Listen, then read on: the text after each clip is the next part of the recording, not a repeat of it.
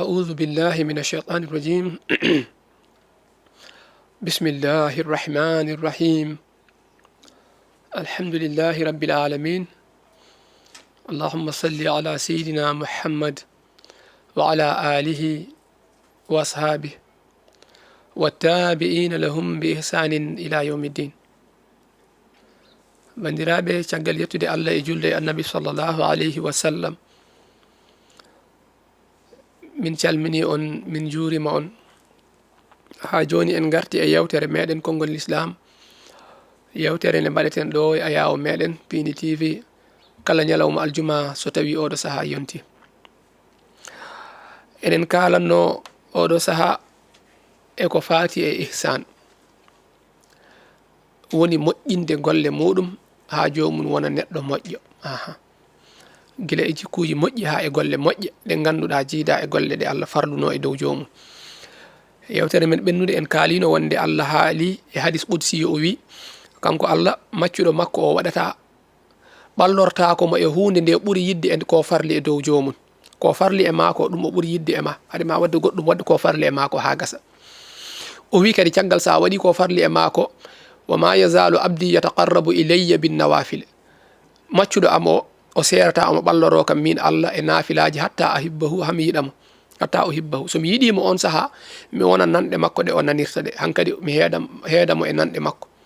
o nanata so wona ko belami min Allah mi wona kadi jiiɗe makko ɗe o yirata ɗe woni mi heedamo e jiiɗe makko o yiyata so wona mino o yiyata so wona ko belami o yiya mi heedamo e jungo makko ngo kadi o gollata so wona ko belami mi heedamo e koyngal makko o yahata so wona to belami Allah wi wondiri on saaha so ñaaguima kam kanko maccuɗo am o mami hokkumo so tawi o molima kam ko yiɗa mami dandumo mino Allah wadde ko nawafilaji ɗi to caggal farilla o nafilaji ɗi mbaɗata caggal farilla o ko ɗin nafilaji woni ko ine nafma ko toon yimɓeɓe daɗodirta wona to farilla o tan maccuɓe Allah ɓe jeeyaɓe Allah ɓe ko toon ɓe daɗodirta ɗum waɗi neraɗo Allah sallallahu alaihi wasallam o wi'i iklafu min al amali ma tudiquna deftoɗe ko e moɗon e golle moƴƴe ko ganduɗa oɗon kattani fa inna Allah la yamallu hatta tumallu Allah hastata saftata e yobde on ha onon cafton e wadde deftoɗe ko waɗɗaki e ma e gueɗe moƴƴe tan hankkadi jalta volontaire tan mbiya a watti wadde ɗum ko ganduɗa aɗa hattani wayno mbiya kala altine ka korowo walla kala alhamis aɗa hoora walla altine alhamis walla kala jamma ma immo juula darɗe nayyi walla kala subaka sa juuli subaka ma waɗ astahfirullah laabi temedere walla laabi ujunere walla kala ni julɗa juma ma waɗ la ilaha illallah laabi ujunere eyyi ko ɗeɗo gueɗe ɗe ganduɗa waɗɗaki e dow ma mbaɗa eyyi walla mbiya jama kaari hankkadi kala nde facture mabɓe ari ko min yoɓata mbatta yobde ko ganduɗa waɗɗaki e ma e golle moƴƴe Allah hastata e yobde ma ha ano kasta hankkadi e wadde o wi wa inna ahabbul amali ila llahi adwamuhu ko Allah ɓuuri yidde e golle ko ɓuuri yiɗede e golle to Allah ɗo ko ɓuuri duumade ko wa in Allah hay so tawi kañum ɓuuri famɗude golle duumiɗe ɗe Allah ɓuuri yidde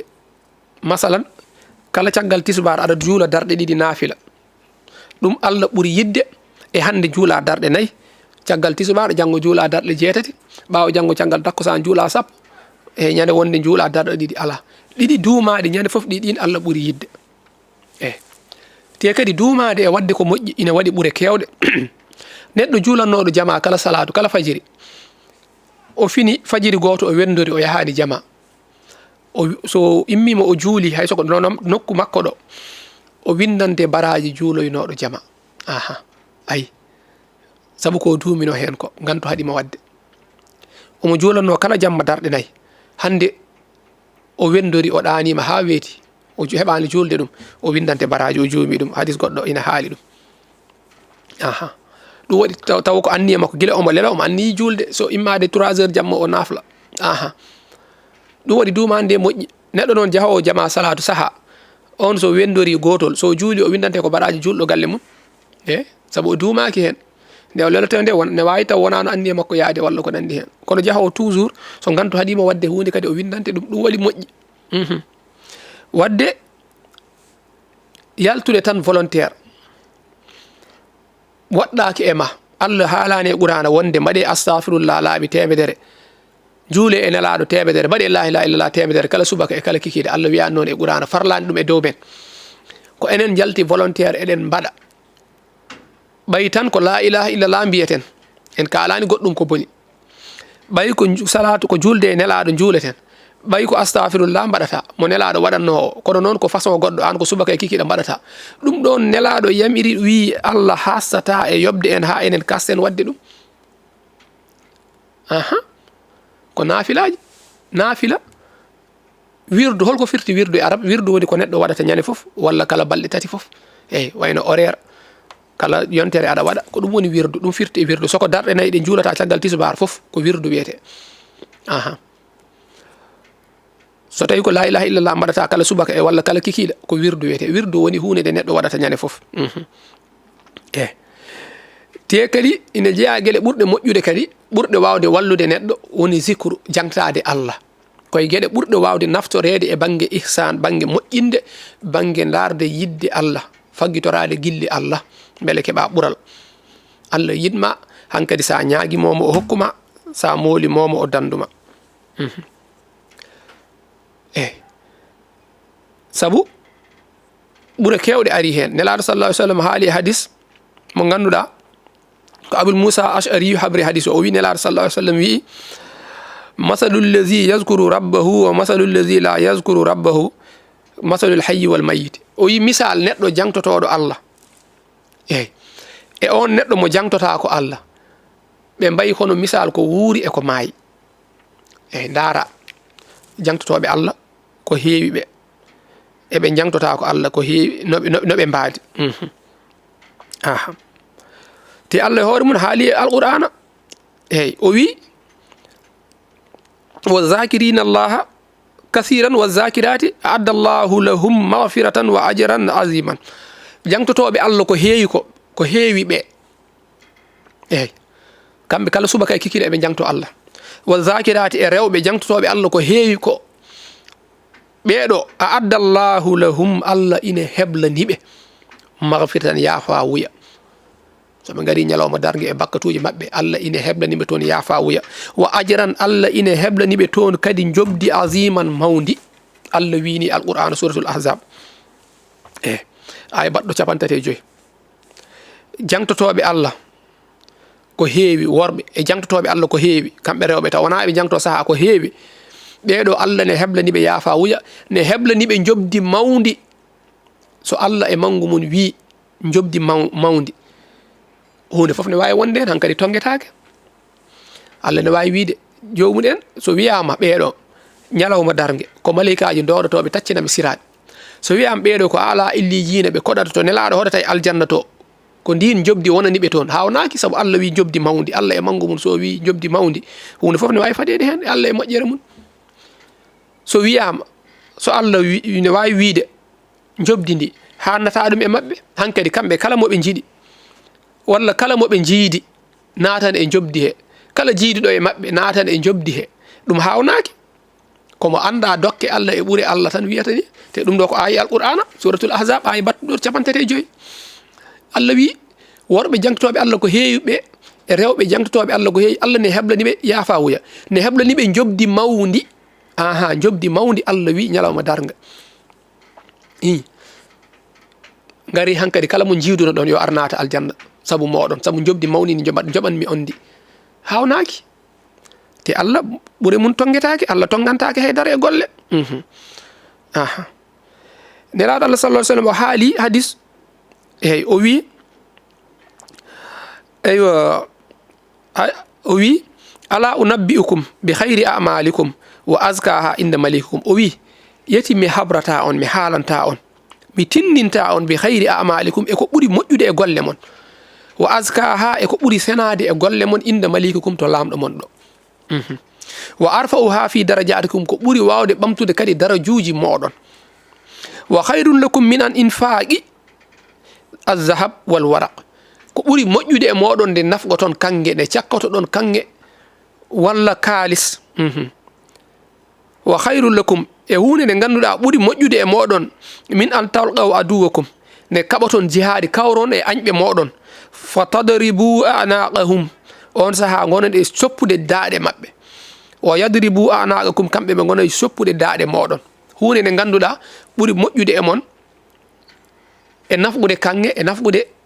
kaalis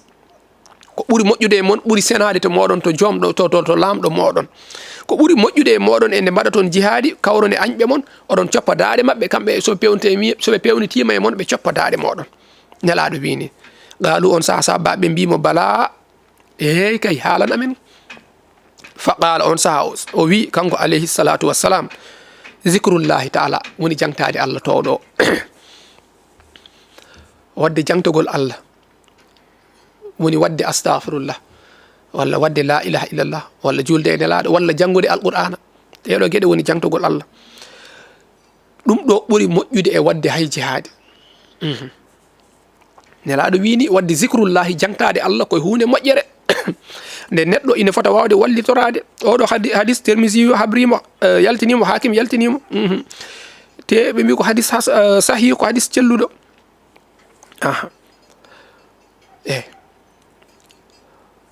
wadde jangtade Allah ko hunde mawde hunde moƴƴere nde neɗɗo ina fota sinkorade ina fota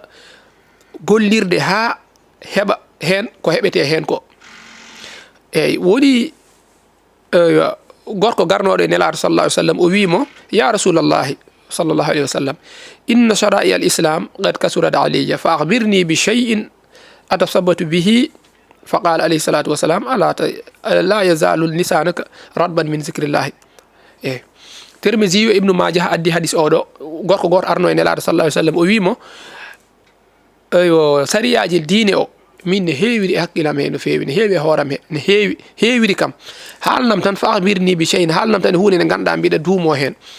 فقال أن سان الله صلى الله عليه وسلم ويمو لا يزال لسانك رطبا من ذكر الله وتدمغال مانغال سير ine heccidi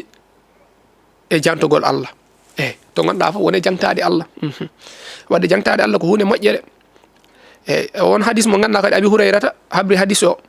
e Abi Sa'id al-Khudri kadi habrimo o wi min wi wonde nelaɗo sallallahu alaihi wasallam wi la yaq'adu qaumun yazkuruna Allah azza wa jalla illa khaffathumul malaikatu wa ghashiyatuhumur rahmatu wa nazalat alayhimus sakinatu wa zakarahumullah fi man indahu muslim addi hadis oɗo nelaɗo wi sallallahu alaihi wasallam la yaqadu qawmun yimɓe jooɗotako ina jooɗi yazkuruna Allah azza wa jalla eɓe jangto Allah eɓe jooɗi e nokku eɓe jangto Allah yimɓe mbaɗatani illa khaffathumul malaikatu sona malaikaji piltoɓe wa ghasiyatuhumur rahmat on saha yurmede Allah hippaɓe heedaɓe dow heedaɓe less e ñaamo e nano ɓe gona e nder hen wayno ombaɓe e bool mo ganduɗa ko yurmede Allah eyyi ɓe nanna nder hen ɓe kippa kadi e yurmede Allah ɓe gona nder eyyi wa nazalat alayhim on sa Allah jippina e mabɓe a sakinatu deejere eyyi ɓe deeƴa ɓe keɓiɗo ɓe ƴeñƴotako ɓe kulata wa zakarahumullah on sa Allah inna ɓe fiman indahu to wonɓe to muɗum to malaikaji to Allah wiya haalnaɓe taare maccuɓe am kaari e kaari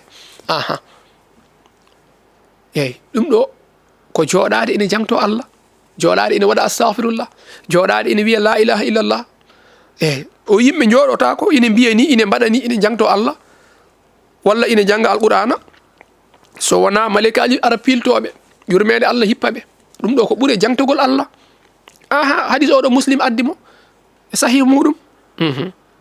te jangtade Allah ne heewi goɗe gonɗe hen jangtade Allah ina hecciɗiɗa ɓernde jangtade Allah ina itta yorde gite neɗɗo seni ɓernde ma ne yoori aɗa suusi wadde gueɗe bonɗe wone jangtade Allah ma ɓernde ma hecciɗ jangtade Allah ina addana neɗɗo yidde yimɓe ina itta hasidagu e ɓernde jangtade Allah ina itta gañgu e ɓernde jangtade Allah ina newnana neɗɗo cattiraɗo ɓesgu eyyi wayno astaghfirullah eyyi te astaghfirullah tan ne heewi ɓuure gonɗe hen ne adda toɓo ne hebbina fawru ne adda arsigue ne adda ɓiɓɓe ne adda gueɗe kewɗe eyyi jangtade Allah ko ɓure kewɗe woni hen te ine adda ɓernde heɓidade jangtoɗo Allah ko heewi so tawi kulol waɗi yimɓe fof ƴeƴƴima kuuli kanko omo heewi deeje kanko o hewani hebde kulol hay dargue hay mayde ɓe kewani hulde Allah hulde mayde mbiyannomi jangtoɓe Allah ɓe koɓe tawoyto toon ko ala ɓe keewi ko jortade jorto moƴƴo e joom mabɓe Allah haalimi alqur'ana suratul ra'd o wi ala bi zicrillahi tan ma innul qulub koye jangtade Allah ɓerɗe ɗe keɓinto ɓerɗe e ndeeƴa mbasa ƴeƴƴade mbasa hulde ay hulde mayde kulhulol ngol tan hulde gabri hulde ñalawma dargue ɗum tan yoni lebte eyyi jangtotoɗo Allah ko heewi o ittante ɗum gila aduna ɗo niɓɓere gabri en namde malaikaji en fatgol gabiri kamɓe ɓe kulata ɗum ɓe kulata mayde hay so ɓe gandi eɓe jogori mayde koɓe jogorɓe mayde ɓe kulata ɓe kowlata Allah waɗane ɓerɗe he deƴƴere eyyi saabu kulol ngol ɗon tan ko lebte Allah noon ittananɓe ɗen lebte jangtade Allah ko hunde moƴƴere eyyi wadde enen foti wallitorade jangtade Allah eyyi enen poti wallitorade jangtade Allah beele keɓen ɓuure gonɗe hen ɗe fewno jikkuji meɗen gonen yimɓe moƴƴuɓe woni ko ɗaɓɓete e meɗen ko nelaɗo Allah sallallahu alaihi wasallam haali hadis mo ganduɗa Abi Hurayrata habri hadis o wi o nelaɗo wi sallallahu alaihi wasallam yimɓe jeeɗiɗo ina goodi ɓeɗo ñalawma darga eyyi yazilluhumullahu fi zillihi yawma la zilla illa zillahu Allah ma ɓuɓɓinanɓe waɗɓe e ɓuumiri muɗum ñane ñalawma mo ganduɗa ɓuumiri ala so wona ɓuumiri makko kanko Allah woni holɗum ñalawma dargue so nangue jippinama wiyama ina jippine ha kala cuɗɗo jungo mum mema nangue ha ngandiji yoga e yimɓe wona e fasde ngandiji wona e fasde ha yimɓe mbarña ha joolo e warñede muɗum woɓɓe warñande ara e koppi woɓɓe gara e reedu woɓɓe gara e goddol gara e dande o wi ñane hen ma Allah ɓuɓɓinan jomum en e ɓuumiri muɗum o limti jeeɗiɗo ɓe ine jeeya hen cakkatiɗo o woni wa rajulun e gorko zakarallah o jangti Allah haaliyan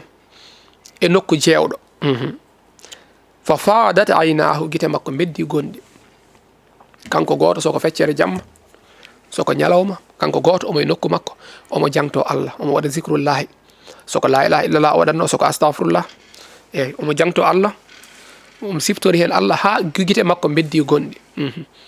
oɗo ma Allah ɓuɓɓinan mo ñalawma mo ganduɗa ɓuumiri ala so wona ɓuumiri makko kanko Allah eyyi taw wona omo wonno e nder yimɓe walla omo julna omo janga qur'ana ha ɓooyi o wone wayde e nder yimɓe ala walla alma e makko ne janga qur'ana o ha ɓooyi o wone wayde kanko e nder yimɓe he ala o wi ko haaliyan taw omo yeewi kanko goto wonno to woni to on saaha guite makko gone weddade gonɗi sabu ko jangtotono Allah yetti ɓernde makko wadde bandiraɓe ballitoroɗen zicruji ballitoroɗen jangtade Allah neɗɗo jooɗiɗo ina jangto Allah dariɗo ina jangto Allah leliɗo ina jangto Allah Allah haali e qur'ana ko heewi ɓuure jangtotoɓe Allah hadisaji kewɗi ari hen kadi eyyi gonduɗo e salligue ina jangto e Allah mo alda e salligue ina jangto e Allah sa jooɗima yimɓe oɗon jewta aɗa wawi jangtade Allah so tawi jomum ende kaala an wona wiide astahfirullah less eyyi ɗum waɗi yimɓe ne ballitoro kadi kurus saɗa jogui e junggo ma ine adda haqqille ma kadi wonde hen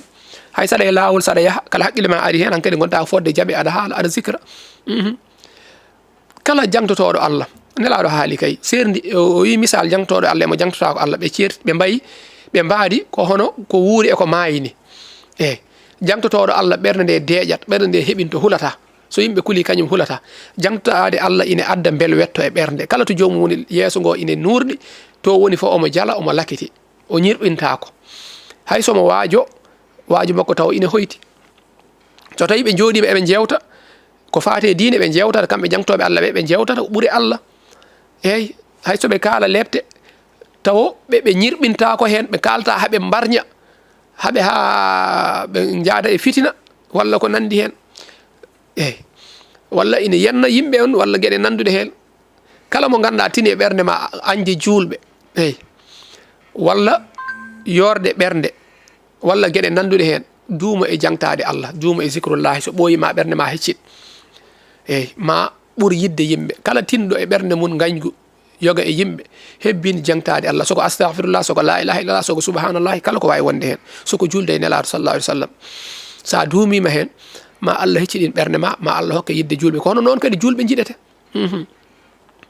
sa duumima hen ma julɓe jiɗe jiɗa julɓe on saaha gona neɗɗo moƴƴo ina wallitma e jikkuji moƴƴi